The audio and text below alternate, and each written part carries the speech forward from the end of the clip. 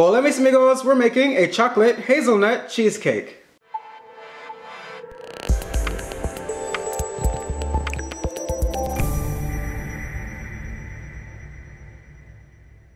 For today's recipe, we will be featuring yet another pan from our friends over at Boksiki Kitchen. And as you know, I have quite the collection of their silicone bakeware, so I have no doubt that this pan is going to work great for us. This is their 10-inch springform pan. It is of course non-stick, just like all of their other bakeware, and it is dishwasher safe. And sticking to their silicone theme, we have these nice silicone safety grips on the sides. So I am going to be, of course, making a cheesecake in this pan, and then we will also be able to see how well it releases when we use the release here. So let's go ahead and get started. We're starting off by whipping together a quick graham cracker crust. So here in this bowl I have 6 tablespoons of melted butter. This is unsalted butter. And to that I'm going to add 2 cups of graham cracker crumbs, along with 2 tablespoons of sugar and a pinch of salt.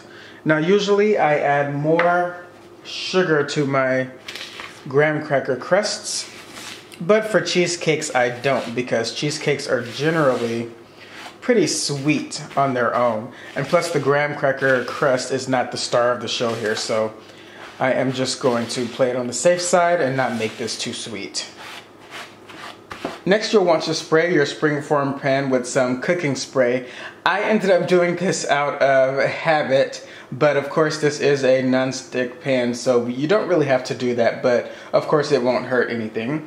And we're just going to add the graham cracker crumbs right in. And the cool thing about cheesecakes is that you don't have to be so perfect with your crust.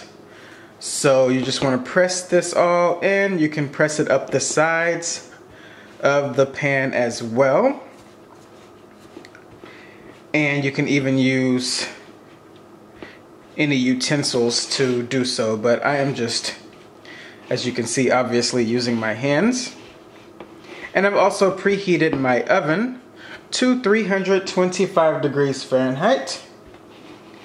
And then once you've got your graham cracker crumbs pressed in to your liking, we're going to place this into that oven for 10 minutes, just to sort of get this nice and set. So I'm going to take care of all of that, and then we'll return and start making the filling. Here in my stand mixer I have 5 8-ounce blocks of cream cheese, and to that I'm going to add 1.5 cups of granulated sugar, and then we're going to beat this until it is nice and smooth. Now you want to be very patient with this and operate at low speed, because we don't want to introduce a lot of bubbles into this and a lot of air, because we'll end up with a really bubbly cheesecake. So just take your time and let this go until smooth. I think I forgot to mention that we started this off with room temperature cream cheese because we want it to be nice and soft. And make sure you really get down in there in the bowl and scrape the sides and the bottom to make sure that everything is well incorporated and smooth. So next what we're going to do is add in 3/4 of a cup of a chocolate hazelnut spread of your choice. I am using Nutella. And we're once again going to beat this until it is nice and smooth and well incorporated. I almost forgot, we are also going to add in 2 teaspoons of vanilla extract. Next, I'm adding in 3 eggs at room temperature, 1 egg at a time.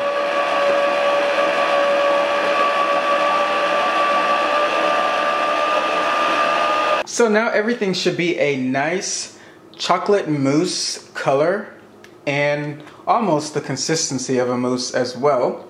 And Now we are going to stir in or fold in 12 ounces or 2 cups of semi-sweet chocolate chips.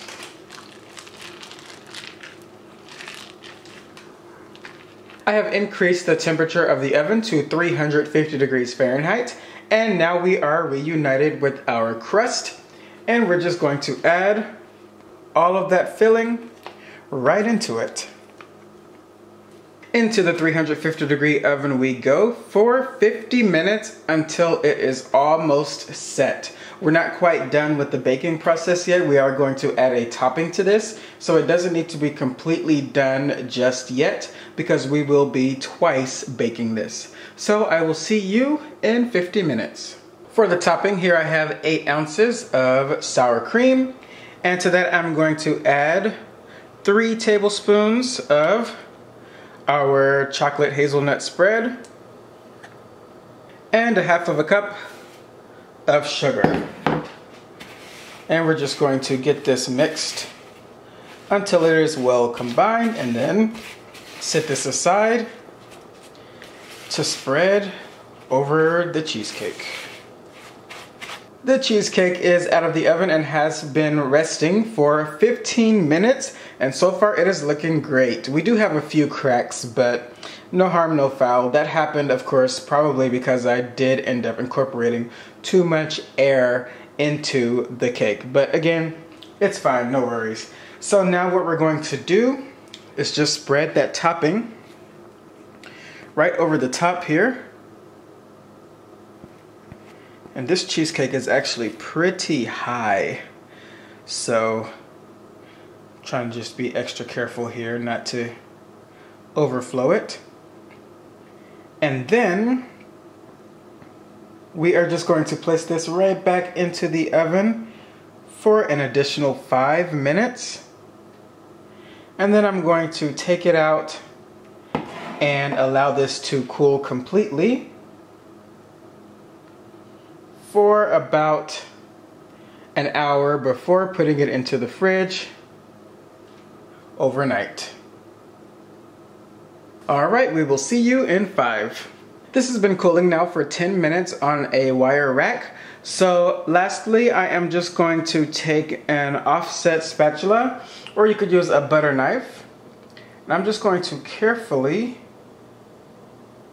run the knife around the edges just to help to loosen things up a bit and make it easier for us when we go to separate this. And then this is going to sit here for 1 more hour before I put it into the refrigerator overnight. And then I'll be seeing you guys tomorrow. Welcome back, guys. So the cheesecake has refrigerated overnight. So for the finishing touch, I am just going to shave on some semi-sweet chocolate.